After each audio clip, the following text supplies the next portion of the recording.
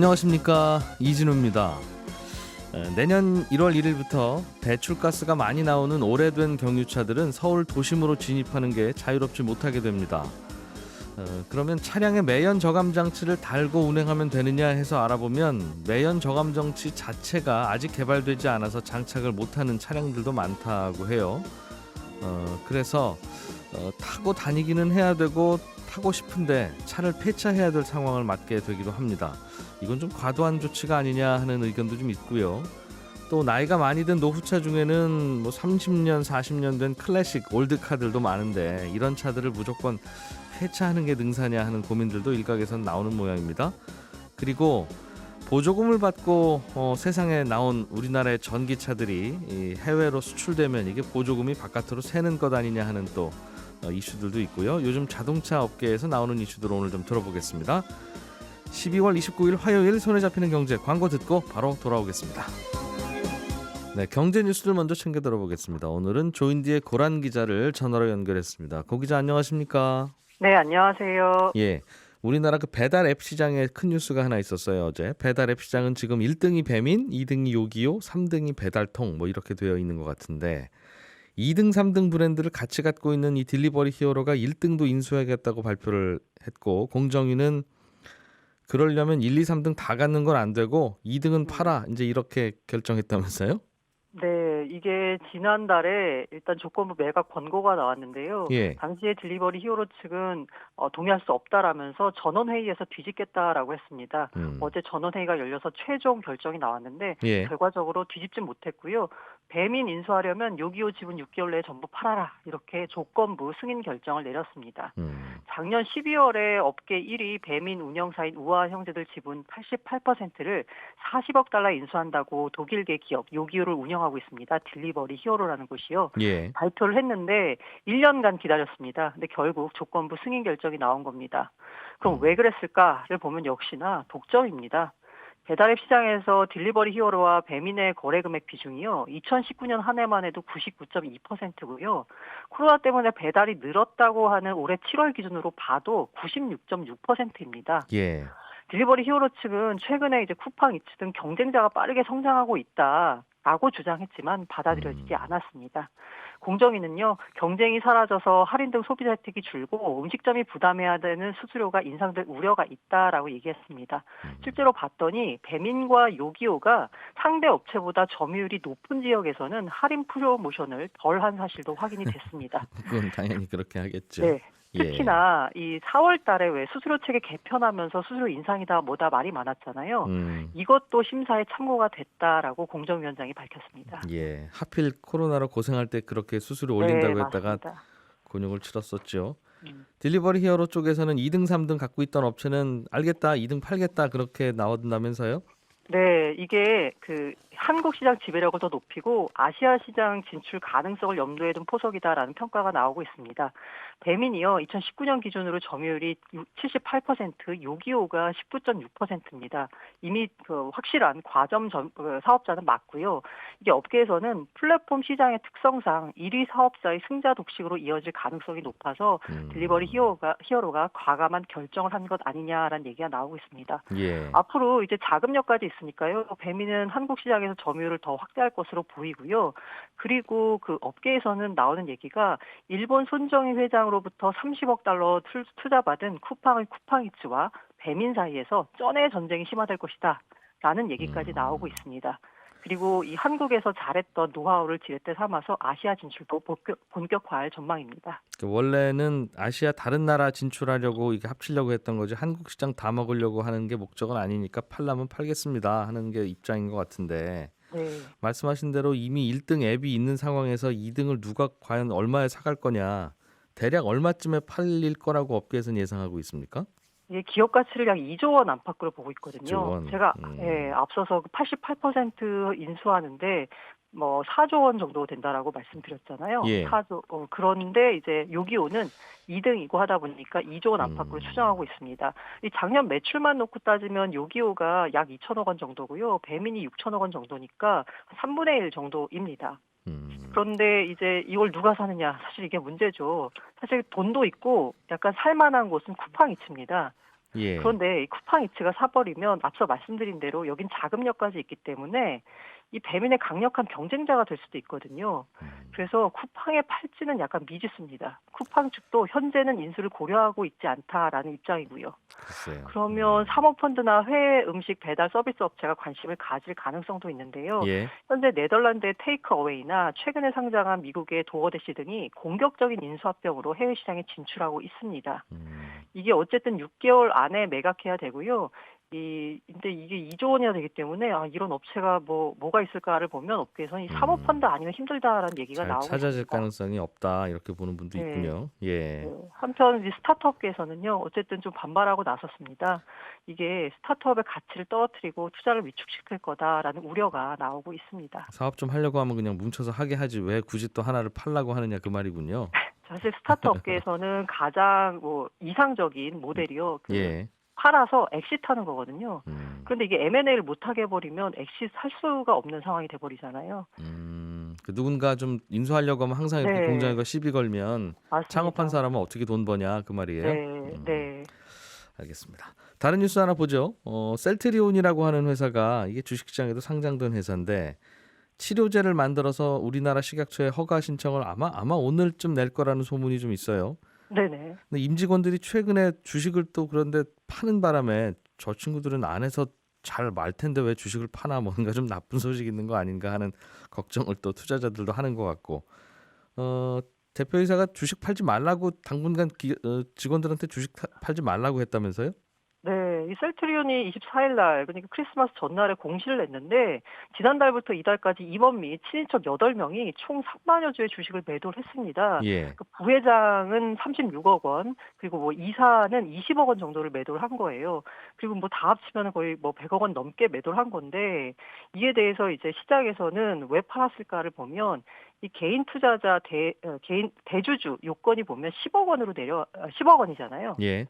근데 이분들은 초기에부터 셀트리온 사업에 참여를 했기 때문에 셀트리온 주식을 싸게 받았습니다. 근데 주가가 너무 많이 올랐죠. 예. 너무 많이 올라다 보니까 이미 평가이익 자체가 10억 원을 넘어간 거죠. 10억 원을 넘어가면 자기 차익의 20%를 세금으로 내야 되거든요. 예. 이 8명 가운데 이렇게 주식을 팔아가지고 5명이 10억 원 보유 금액이 10억 원 이하로 내려왔습니다. 이들은 주식 양도차익 과세 대상에서 이제 제외가 되는데요. 예. 하지만 이 임원들이 이렇게 팔다 보니까 사실 시선이 곱진 않습니다. 이게 하필 또 앞서 말씀드린 대로 치료제 승인을 이제 앞두고 있잖아요. 예. 그러다 보니까 외부에서 봤을 때는 이 뭔가 내부자 정보를 이용해서 주가가 많이 오른 지금 파는 거 아니냐라는 얘기가 나오고 있고요.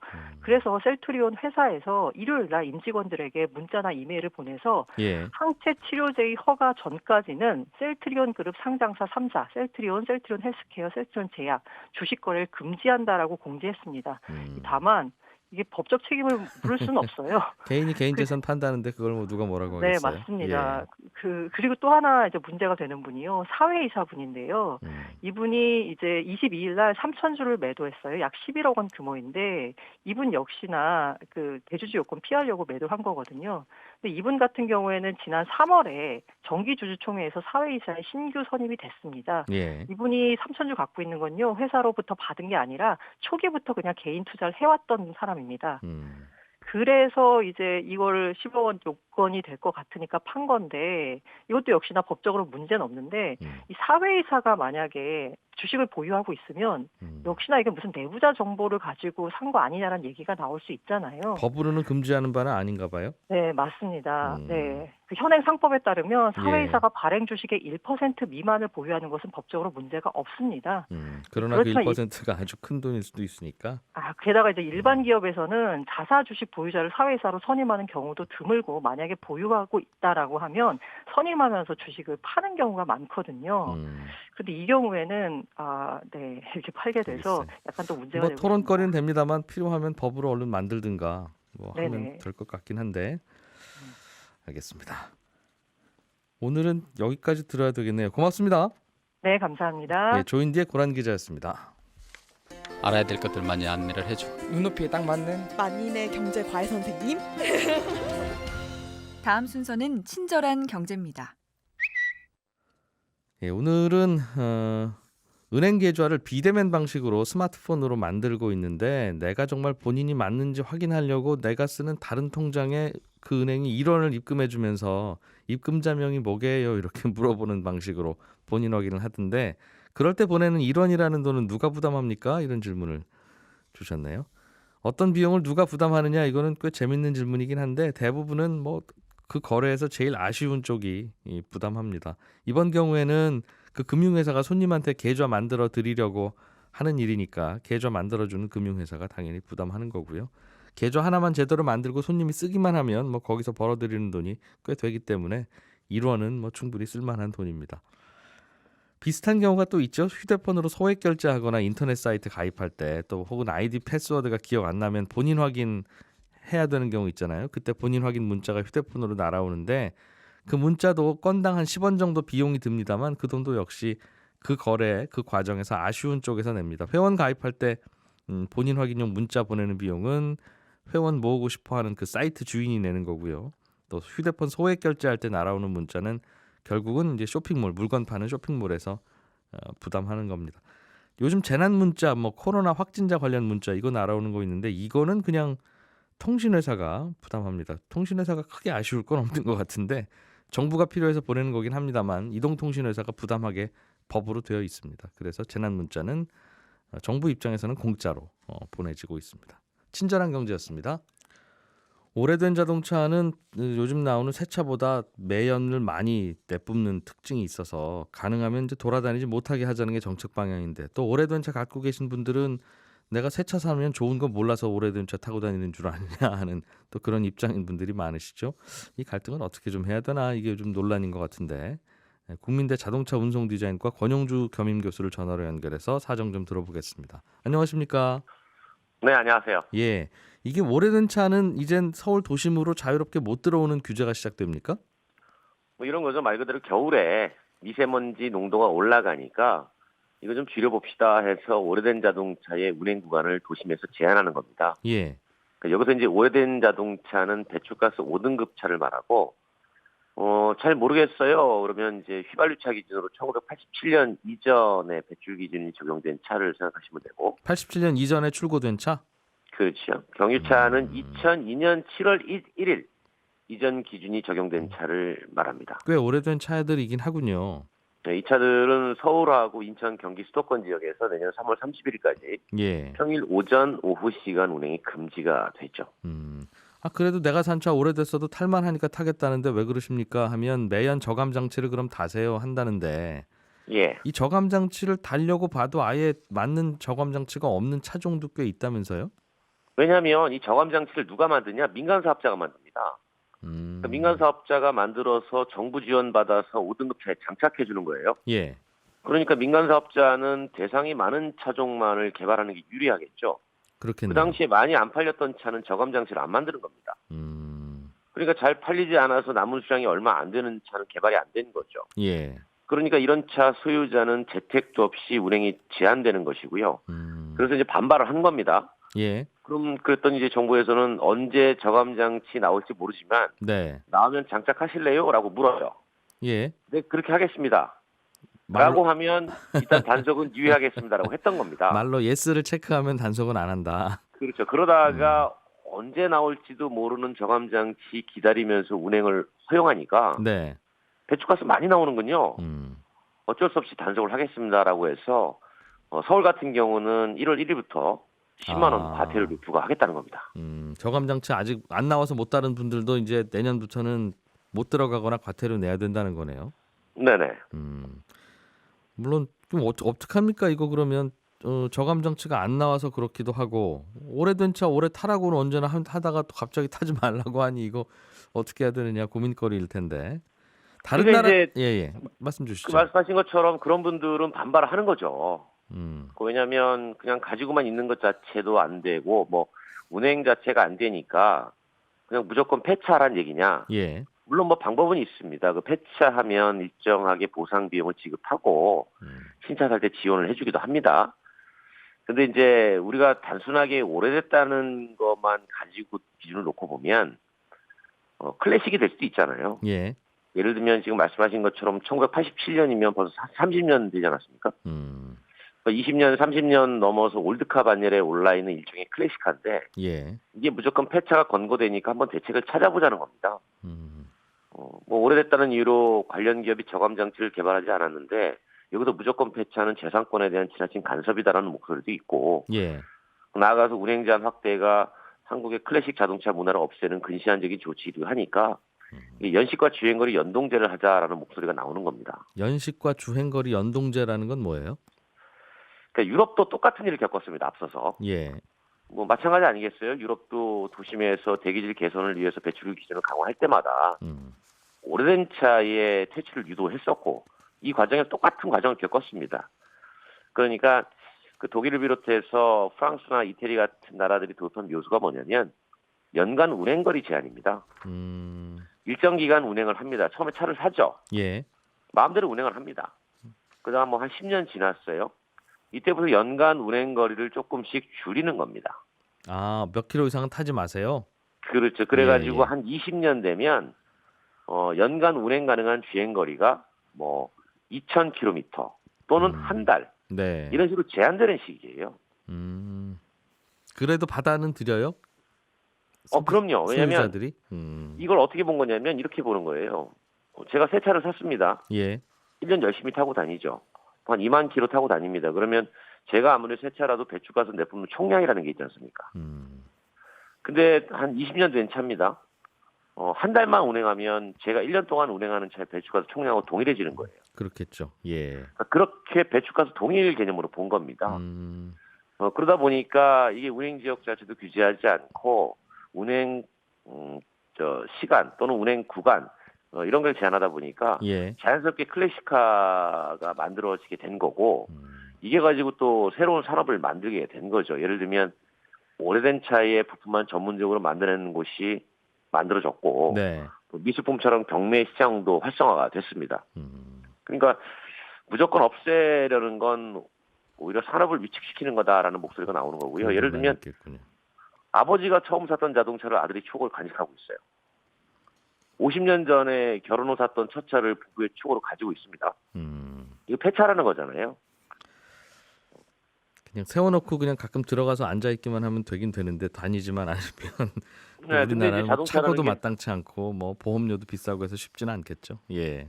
자동차라는 게 뭐 다니지 말라고 한다고 안 다닐 수 없는 거니까 운행이 돼야 이게 알겠습니다. 또 제품으로 가치가 있는 거죠. 이렇게 오래된 차는 그럼 내년부터는 아예 못 다녀요? 뭐 어떤 규제입니까 구체적으로?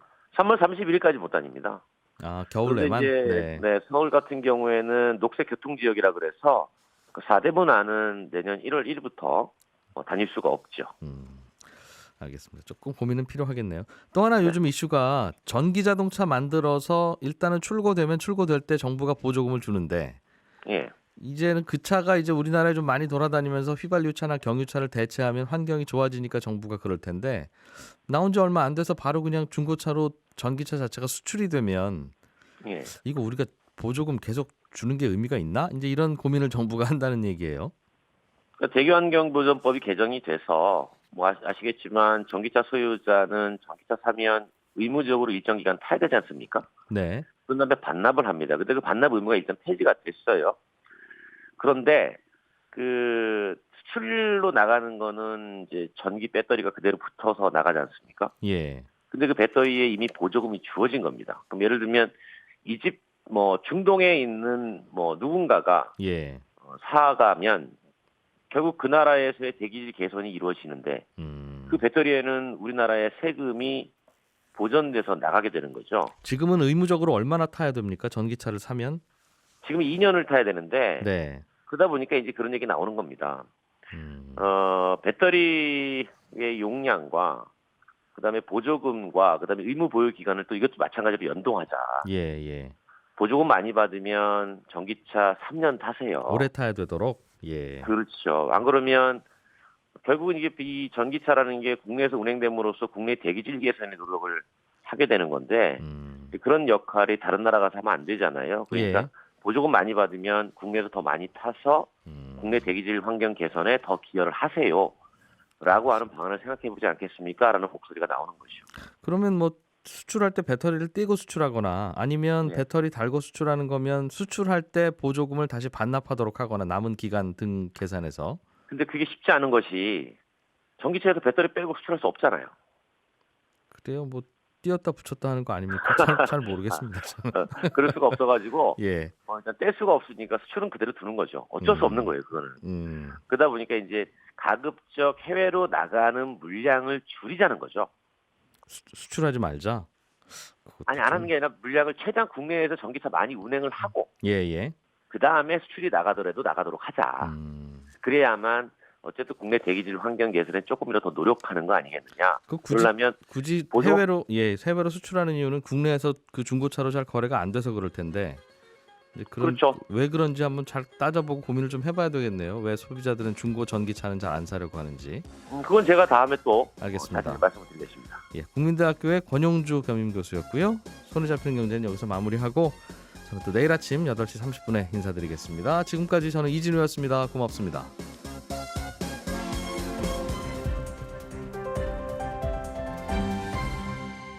경제를 생각하는 사람들의 즐거운 습관. 이진우의 손에 잡히는 경제.